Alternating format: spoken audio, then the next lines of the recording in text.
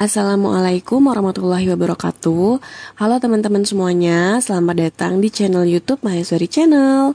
Oke teman-teman, di video kali ini aku mau membahas tentang screening pada kehamilan. Karena ini tuh sering banget muncul pada saat kita tes, entah itu tes SKB CPNS ataupun P3K kebidanan. Nah, ini aku materinya sumbernya dari buku KIA yang terbaru ya. Oke teman-teman, untuk yang mau bergabung di grup Telegram untuk diskusi, bisa langsung klik link yang aku sertakan di description box ya. Biasanya aku akan kasih latihan soal di sana sebelum aku mulai bahas di YouTube. Oke, kita langsung aja masuk ke latihan soalnya. Soal nomor 1, screening diabetes mellitus gestasional dilakukan pada usia kehamilan A. kurang dari 20 minggu, B. 20-24 minggu, C. 24-28 minggu, D. 28-30 minggu.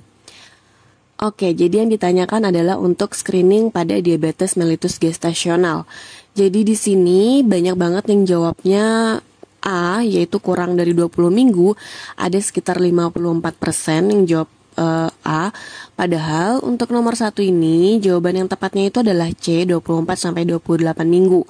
Kalau untuk usia kehamilan di bawah 20 minggu, itu adalah screening preeklamsi ya teman-teman. Nah, sekarang kita bahas ya untuk screening diabetes mellitus gestasional ini. Jadi ini ya teman-teman, untuk screening diabetes mellitus gestasional itu dilakukan pada usia kehamilan 24-28 minggu. Pemeriksaannya adalah gula darah puasa dan gula darah 2 jam postprandial. Jadi untuk soal nomor 1 ini jawaban tepatnya adalah yang C, 24-28 minggu. Nomor 2, di bawah ini adalah rumus yang tepat untuk menghitung MAP. A, diastol plus sistolik bagi 2, B, 2 kali sistolik ditambah diastol dibagi 3, C, 2 kali diastol ditambah sistolik dibagi 2, D, 2 kali diastol ditambah sistolik dibagi 3. Mungkin dari teman-teman banyak yang belum tahu apa itu MAP. MAP adalah mean arterial pressure, yaitu rata-rata nilai tekanan arterial dinilai dari pengukuran diastol dan sistol. Kemudian ditentukan nilai rata-rata arterial. MAP dikatakan positif jika hasilnya lebih dari 90 mm hidrogirum dan negatif jika hasilnya kurang dari 90 mm hidrogirum. MAP dihitung pada usia kehamilan kurang dari 20 minggu karena ini masuk dalam screening preeklamsi ya teman-teman. Nah, untuk rumus MAP sendiri yaitu 2 kali diastol ditambah sistol dibagi 3. Jadi untuk soal nomor 2 ini udah jelas jawabannya adalah yang D, 2 kali diastol ditambah sistolik dibagi 3. Kita lanjut ke soal nomor 3. Di bawah ini yang bukan merupakan resiko tinggi pada screening preeklamsi pada kehamilan adalah A. kehamilan multiple, B. riwayat preeklamsi pada ibu, C. hipertensi kronik, D. penyakit autoimun. Teman-teman pahami kalimatnya ya. Yang bukan merupakan resiko tinggi. Berarti dari 4 pilihan ini hanya 1 yang bukan termasuk resiko tinggi ya. Kadang kalimat soal itu juga bisa mengecoh kita ya, jadi harus dibaca benar-benar. Nah, untuk screening preeklamsi pada kehamilan itu ada yang termasuk pada resiko tinggi dan resiko sedang. Nah, ternyata teman-teman di sini banyak banget yang salah jawabnya nih. Jadi bisa teman-teman lihat ya. 70% ini jawab D, penyakit autoimun, dan hanya 9% yang jawab betul ya. Sebenarnya untuk riwayat preeklamsi pada ibu ini masuknya di resiko sedang ya teman-teman. Ini bisa teman-teman lihat tabelnya. Screening preeklamsi pada usia kehamilan di bawah 20 minggu itu dibagi antara resiko sedang dan resiko tinggi. Resiko sedang itu yang diwarnai kuning dan resiko tinggi warna merah. Bisa teman-teman lihat, untuk resiko sedang itu ada multipara dengan kehamilan oleh pasangan baru, kemudian kehamilan dengan teknologi reproduksi berbantu, seperti bayi tabung, obat induksi ovulasi, umur lebih dari 35 tahun, nulipara, multipara yang jarak kehamilan sebelumnya lebih dari 10 tahun, riwayat preeklamsi pada ibu atau saudara perempuan, dan obesitas sebelum hamil, IMT-nya lebih dari 30. Nah, kemudian apa aja yang masuk dalam resiko tinggi, yaitu multipara dengan riwayat preeklamsi sebelumnya, kemudian kehamilan multiple diabetes dalam kehamilan, hipertensi kronik, penyakit ginjal, penyakit autoimun, antifosfolipid syndrome. Kemudian untuk MAP lebih dari 90 itu masuk resiko sedang. Dan protein urin celupnya lebih dari +1 pada 2 kali pemeriksaan berjarak 6 jam atau segera kuantitatif 300 mg per 24 jam itu masuk resiko sedang. Nah, jadi teman-teman, tadi kan di optionnya itu ada kehamilan multiple, hipertensi kronik, dan penyakit autoimun.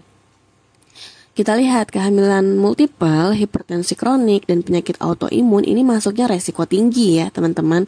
Nah, yang resiko sedang itu adalah riwayat preeklamsi pada ibu atau saudara perempuan. Jadi nomor 3 tadi udah jelas ya, kita lihat pertanyaannya.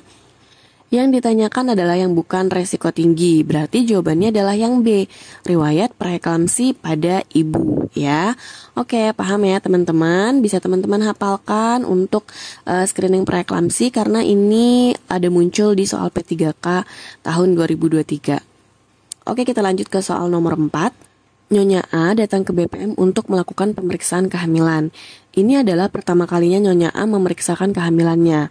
Hasil pemeriksaan TTV dalam batas normal, usia kehamilan 10 minggu, BB 48 kg, BB sebelum hamil 42 kg, tinggi badan 155 cm, dan pertanyaannya berapakah IMT Nyonya A? A 17,8, B 17,5, C 18,7, D 20,2. Yang ditanyakan adalah IMT yaitu indeks massa tubuh ya. Nah, untuk nomor 4 ini jawabannya adalah yang B 17,5. Caranya yaitu teman-teman bisa lihat rumusnya, berat badan dibagi tinggi badan kuadrat dalam meter ya. Jadi berat badan yang dipakai itu adalah berat badan sebelum hamil, yaitu 42 kilo. 42 dibagi dengan 155 ini kan dijadikan ke meter. 1,55 dikalikan 1,55 hasilnya adalah 2,40. Hasilnya adalah 17,5 ya.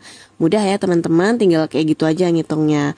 Dan soal ini tuh udah sering saya tampilkan di video dan saya harapkan teman-teman udah bener-bener hafal banget tentang rumus IMT ini. Nah, jadi teman-teman, ini adalah tabel untuk IMT dan berapa rekomendasi peningkatan berat badan yang harus dicapai. Untuk IMT kurang dari 18,5, rekomendasi peningkatan berat badannya adalah 12,5 sampai 18 kg.